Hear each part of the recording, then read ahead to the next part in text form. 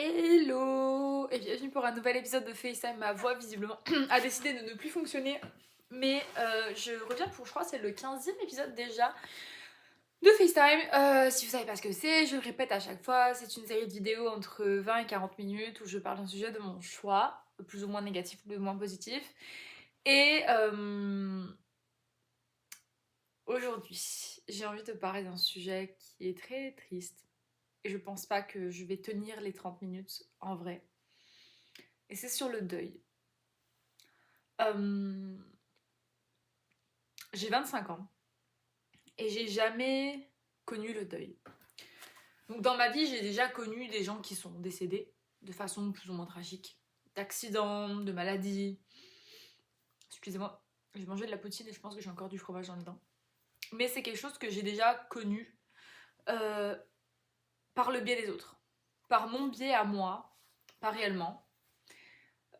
Quand j'étais plus jeune, je vais essayer de me rappeler des décès que j'ai pu connaître dans ma vie. En 2011 ou 2012, j'ai le parrain de ma mère qui est décédé. Il avait eu une opération et il est mort, il s'est pas réveillé de l'opération.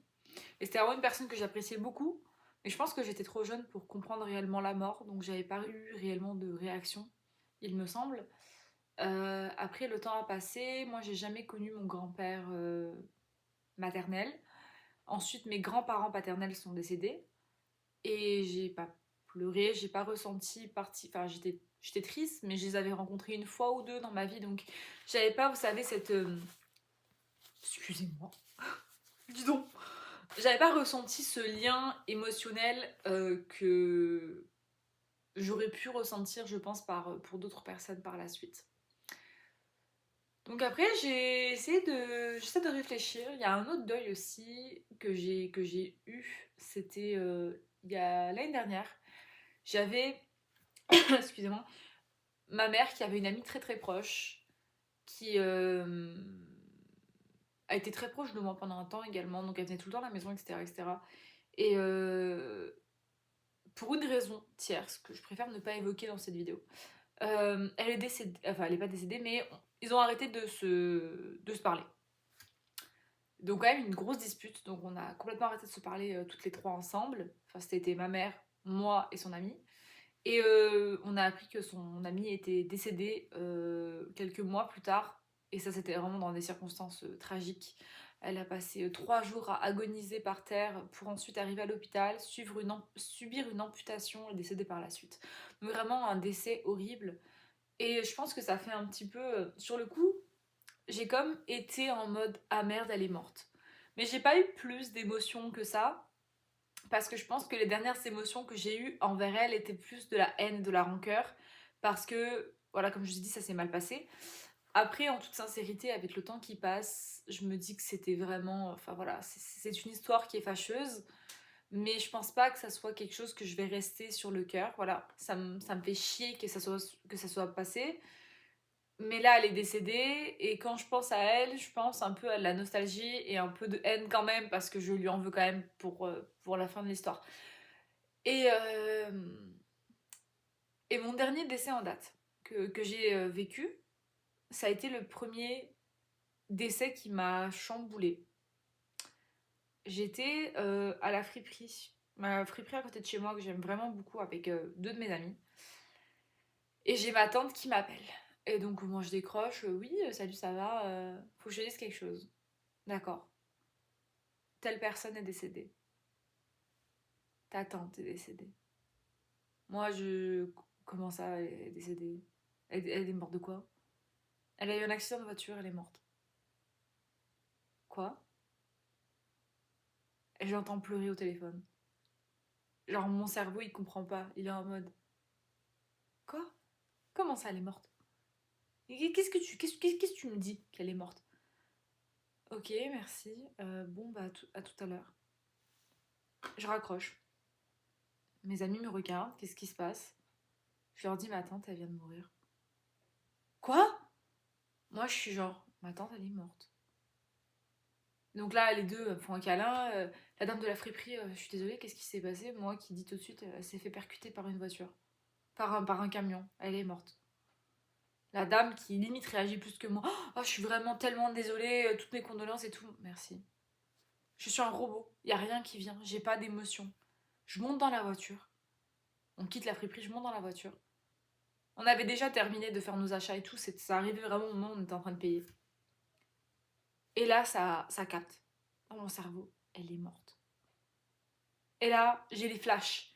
Les flashs de tous les moments où on s'est vu et tout, et je commence à être genre hyper triste. J'ai mon ami qui me dépose. À ce moment-là, ma meilleure amie était avec moi pour un mois. On monte, je commence à pleurer. Genre ça m'a pris au moins 30-40 minutes. Je pleure, j'arrête plus de pleurer. Et en fait, je me dis, mais merde, c'est pas possible, elle peut pas être morte. C'est pas normal. Et, tu sais, elle avait 67 ans, mais ça reste qu'elle avait encore tellement de choses à vivre. Un état de choc, complet. Je suis censée partir en vacances dans 4 jours. Qu'est-ce que je fais? Est-ce que j'annule mes vacances? Est-ce que je reste là pour mon oncle? Parce que c'était la femme de mon oncle maternel. Donc moi, je commence à me poser toutes ces questions-là. Qu'est-ce que je suis censée faire? Qu'est-ce que je suis censée dire? Est-ce que je suis censée l'appeler pour dire mes condoléances? Qu'est-ce que je fais en fait? Moi, j'ai jamais vécu un deuil. Je sais pas quoi faire. Je me sens conne, je me sens perdue, je me sens triste, je comprends pas ce qui se passe en fait présentement dans ma vie. Je me dis, mais attends, mais merde, c'est quoi ça? Pardon. Et bah, je chiale comme une merde pendant 2 jours, quoi. Et là, j'apprends que la 3e journée de son décès, on a une... Comment dire? Ils ont choisi, en gros, après son accident de voiture, ils ont eu de la chance parce que elle a pas du tout été abîmée au niveau du visage. Elle avait juste quelques égratignures, mais sinon elle était parfaite. Et donc ça a permis de pouvoir en fait faire un deuil. Donc toute ma famille, pas toute ma famille, mais plusieurs membres de ma famille ainsi que moi, sont allés je sais pas, au thanatologue, il me semble, et ont pu voir le corps une dernière fois, qui était quasiment pas embaumé, avant de passer à la crémation, et ensuite, voilà, c'est terminé. Donc on arrive là-bas, moi je m'étais préparée, pour moi dans ma tête je n'allais pas la voir. C'était comme ça, c'était clair et net et précis, je n'allais pas la voir. Donc c'est ce qui s'est passé, tout le monde a été la voir, dans le tombeau, dans la tombe en carton avant l'incinération, pour lui dire au revoir, pour la toucher si besoin. Mon oncle, je sais que ma tante ont pris une mèche de cheveux pour souvenir. Mon oncle a mis une photo du chat dans sa tombe parce que ma tante était très très proche de ses animaux, avait un chat, avait eu plusieurs chats dans sa vie mais il n'en reste qu'un. Et donc a été incinérée par la suite. Certaines personnes disaient qu'elle a été assez mal, à moitié embaumée, dans le sens où il y en a qui disent qu'elle était plus belle à l'hôpital après son accident parce qu'elle était encore pas chaude.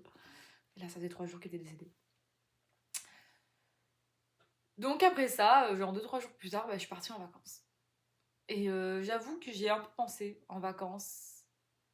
Forcément, je pense qu'on a une tante qui décède, qu'on était quand même assez proches, on y pense. J'ai quand même passé un bon voyage, mais j'ai eu beaucoup d'anxiété. Je pense, comme je disais souvent, je vais sûrement en discuter dans une prochaine vidéo de l'anxiété. Je pense que je la repousse un peu parce que je sais comme pas trop quoi dire. J'ai envie de donner des conseils, mais je suis toujours anxieuse, donc est-ce que c'est réellement des conseils à prendre est-ce que c'est réellement légitime en fait, alors que pourtant je suis une personne qui est stressée, quoi. Je ne sais pas. Donc bref, toujours est-il que j'ai fait mon voyage. Et là, je suis rentrée et 2 jours plus tard, il y avait son enterrement. Enfin, elle était déjà décédée du coup, donc c'était juste en gros, je pense, là où tout le monde pouvait se recueillir pour aller la voir. Donc voilà, je me suis bien habillée, je suis arrivée là-bas avec ma famille, il y avait tout le monde, absolument tout le monde, des gens que j'avais pas vus depuis 10 ans. Et tout le monde a sauté mes condoléances à mon oncle. Quelques-uns m'ont sauté mes condoléances à moi aussi parce que c'était ma tante. Il y a eu plus de 300 personnes qui sont passées. Et ça allait, enfin j'étais un peu triste, surtout quand on voyait les photos d'elle, etc. J'avais du mal à me dire qu'elle était décédée, genre c'était fini, elle est plus là, elle est morte, elle est partie, genre. Il y a le côté de... C'est surréaliste, c'est tellement étrange de se dire, elle est plus là. Elle va pas franchir la porte et rire comme elle le faisait, quoi, non, c'est... Elle est plus là. Donc, On a fait la messe commémorative. J'ai chouiné. Oh, j'ai pleuré pendant 45 minutes. Tout le monde pleurait. Dans la salle, t'entendais toutes les secondes. Tout le monde était en train de pleurer parce que ma tante était une personne qui était extrêmement appréciée de par son travail, de par ses amis, de par en fait sa personnalité qui était très joviale, très gentille, toujours avenante. Et on m'a demandé un peu pourquoi est-ce que je l'avais pas vue, pourquoi est-ce que j'avais pas voulu voir son corps. Et ce qui est, enfin, ce qui est drôle, c'est que mon dernier, enfin c'est pas drôle, mais ce qui est agréable, je pense, à se rappeler, c'est que mon dernier souvenir d'elle, avec elle surtout, c'était un super souvenir. Elle était venue me chercher en fait au café où je travaillais parce que elle était toujours très attentive et dès l'instant où j'ai commencé à travailler à ce café, pardon, elle venait me voir. De temps en temps, elle venait me voir, elle achetait des produits, elle était super à l'écoute et tout. Elle prenait le temps. Et c'est en fait, je sentais pas que c'était une corvée pour elle de se dire bah ma nièce, elle a commencé dans un nouveau travail, j'allais la voir. Pas du tout. C'était vraiment pour elle, je le sentais que c'était un plaisir de prendre du temps pour moi et de venir me voir et de m'encourager en fait. Et donc elle avait amené mon oncle, elle avait mangé avec ma tante, enfin ma tante avait mangé avec ma... Enfin bref, ils étaient plusieurs à être venus avec elle et tout. Et je ressentais réellement cet intérêt qu'il y a eu envers moi et envers ce que je faisais. Et à l'époque, j'avais trouvé ça extrêmement flatteur parce que assez peu de personnes, je crois qu'il y a... je crois qu'ils sont 5 ou 6 à être venus me voir pendant cette année où je travaillais au café. Sur quand même une grande famille. Donc je suis très très privilégiée d'avoir déjà ces 6 personnes-là. Mais voilà, c'était elle qui avait initié le fait de ah, on va aller voir Guita travailler, ça va être beau, ça va être bien. Donc j'étais très flattée de ça. Et c'est ça, donc elle m'avait dit bah, prépare-toi, je vais venir te chercher au travail, on va aller s'amuser un petit peu, etc. Donc elle était venue me chercher, toujours aussi pimpante, aussi fringante comme d'habitude. Ma tante, c'était la reine de la mode. La reine de la mode, la reine des marques, la reine du luxe, elle s'habillait toujours extrêmement bien, elle avait des cheveux magnifiques, toujours un beau brushing, elle allait au coiffeur tous les mois. Un beau brushing, des belles boucles, genre un blowout brushing hollywoodien, maquillage toujours on point, on flic, tout était beau, tout, et rien qui dépassait, toujours des beaux ongles, des tenues toujours aussi belles les unes que les autres. C'était vraiment pour moi ma tante, cette tante-là, c'était la tante que j'admirais le plus esthétiquement. Esthétiquement, elle avait une esthétique formidable, elle était à la pointe de l'élégance. Elle était extrêmement raffinée et extrêmement distinguée quand on allait manger chez elle. C'était toujours des choses des plus funky, les plus curieuses. C'était des myrtilles enrobées de chocolat au lait, des myrtilles boréales, c'était des cocktails avec des paillettes, c'était des gros cafés glacés avec des sortes que jamais t'imaginais. Et c'est elle en fait qui m'a un peu inspirée et qui a inspiré ma mère également par la suite à essayer des nouvelles choses, toujours être dans la recherche en fait, dans la recherche de la, je vais pas dire de la perfection, mais elle s'en approchait. C'était une femme extrêmement distinguée. Je me considère extrêmement privilégiée d'avoir pu connaître cette femme et encore plus de l'avoir eue comme tante qui était tellement merveilleuse finalement. Et donc la dernière fois qu'elle est venue me voir, on est monté dans la voiture, ça, on est allé et on allait faire du shopping. On a fait du shopping, on est rentré dans plein de boutiques, elle était intéressée par toutes les belles choses. T'es là, t'es sûre, tu veux pas que je t'achète ça? J'étais comme non, non, ça va, t'es sûre de toi, hein, parce que franchement, je te le prends et tout.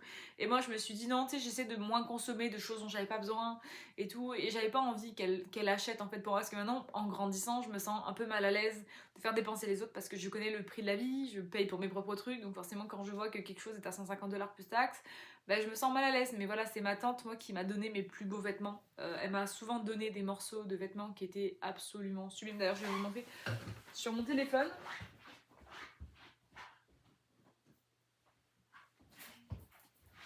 Je vais pas vous montrer beaucoup de choses par souci d'anonymat.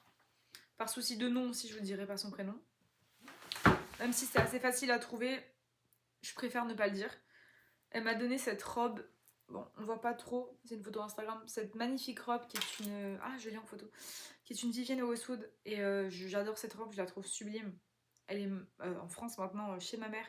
Mais je la trouve vraiment Enfin voilà, clairement tu vois juste que c'est une robe très très qualitative. Moi je l'avais portée avec une ceinture au milieu. Donc ça, ma tante m'en avait fait un cadeau. Et j'ai aussi une autre pièce de vêtement qui est absolument sublime qu'elle m'avait donnée. C'est fou parce que là je vois toutes les photos que j'ai enregistrées d'elle après son décès. Je vais vous montrer si je retrouve. C'était un genre de kimono en crochet. Et ce kimono là, mon dieu, qu'est-ce que je l'ai aimé. Et je trouve pas la photo. Je vais scroller dans mon téléphone jusqu'à ce que m'en s'en suive. Et donc elle m'avait offert ça, donc voilà, c'était comme je vous ai dit, une femme de goût qui achetait toujours des belles choses et qui avait aucune difficulté à donner aux personnes qu'elle aime. Et ça, en tout cas, j'ai été privilégiée de plusieurs. Voilà, ce kimono-là. Pas la robe, mais bien le kimono. Ce kimono était absolument incroyable, on l'avait acheté ensemble du coup. C'était un cadeau qu'elle m'avait offert. Et donc voilà, une femme de goût. Et donc cette journée-là, donc on avait fait un peu de shopping. Et juste après, on avait été manger au restaurant Sapristi dans le Vieux-Québec. Et c'est drôle parce qu'il y a vraiment 2 jours, j'ai retrouvé dans la poche arrière de mon jean, à travers le lavage, comment ça s'appelle, la carte de visite du restaurant avait survécu. Et je la regarde un peu avec une appréciation parce que du coup, c'est le dernier endroit où j'ai vu ma tante. Et donc, on avait mangé là-bas. C'était une bonne discussion. C'est drôle parce que je prends toujours ma bouffe en photo et j'ai pas pris de photo d'elle. J'ai juste pris une photo de la nourriture. Et je m'en veux. J'aurais dû prendre une photo d'elle. C'est pas grave. On voit son bras euh, sur la photo. Et juste après ça, on avait été manger au queue de castor. Juste à côté. Et c'est la première fois qu'elle mangeait des queues de castor depuis des années. Donc c'était tellement drôle. Ça m'était mis. Moi j'en avais pris à la pistache. Elle avait pris genre Oreo. Et ça en était mis partout. Enfin, c'était vraiment drôle. Elle riait, moi aussi. Genre, c'était vraiment tellement un beau moment. Après, elle m'avait ramené à la maison et tout. C'était, voilà, on s'était vu pendant, je crois, 3 heures. Et c'était juste un doux moment que je chéris. Qui soit ma dernière visite avec elle. Excusez-moi, je suis émotive, mais ça fait même pas un mois qu'elle est morte. Et j'ai aidé mon oncle dans beaucoup de choses. Dès que je pouvais faire quelque chose, numériser un papier ou essayer de l'aider à vendre des choses dont il avait plus besoin ou ce genre de choses, pour moi je trouve ça très important parce que bien sûr dans la famille il faut se soutenir quand il y a faut se soutenir pardon en général, mais quand il y a un décès encore plus. Et c'est dur, c'est dur de se dire elle est plus là. Et c'est ça en fait, je sais pas réellement comment gérer le deuil, mais en même temps je me dis que ça serait pas une femme qui aimerait qu'on pleure tout le temps pour elle. C'est une femme forte, une battante, une femme de caractère qui savait ce qu'elle voulait, qui avait besoin de personne en fait pour se faire vivre. Et je me rappelle d'elle comme ça en fait. Je me rappelle d'elle avec cette profonde affection, qu'elle voulait aider les autres, qu'avec elle il n'y avait jamais de problème. Que on allait dans une fête de famille, elle savait très bien que tout le monde allait acheter des gâteaux avec des œufs. Ben elle allait faire au détour au magasin pour aller chercher un gros gâteau sans œufs parce qu'elle savait qu'on allait pouvoir le manger. C'était ce genre de personne qui se démenait pour trouver des choses que tu n'avais pas l'habitude de goûter. Qui se démenait pour toujours être à la pointe fine de tout ce qu'il y a. De la mode, de la nourriture, des voyages. Une femme qui a beaucoup voyagé, qui a vu énormément de choses. C'était une personne formidable. Et c'est sûr qu'avec le deuil, c'était pas la personne que je voyais tous les mois, mais on prenait le temps de s'appeler, de s'envoyer des messages, de comment elle allait bien, comment elle allait et tout et tout. Et j'ai des vocaux du coup d'elle dans mon téléphone, j'en ai écouté un la dernière fois. Pire idée, ne faites pas ça. Vous allez vous mettre à pleurer à la seconde. Je me suis mis à chouiner, mais alors instantanément. Je ne peux plus écouter de vocaux d'elle parce que très clairement c'est beaucoup trop triste. Moi, les vocaux des gens décédés, clairement, ça me brise le cœur. Et en fait, le truc, c'est que ma grand-maman, ma mamie, va avoir 99 ans en février, si elle est encore là. Et c'est fou, c'est parce qu'en fait, j'entends beaucoup de gens dire, elle aurait dû, genre, ça aurait dû être l'inverse. Mais je me dis, c'est pas bien de dire, oh, telle personne aurait dû mourir et telle personne aurait dû survivre. Un accident, c'est un accident. Il faut savoir que ma tante, quand elle est arrivée à l'hôpital, elle était encore vivante, mais elle respirait tellement quasiment plus. Ils ont essayé de la réanimer pendant 1 heure.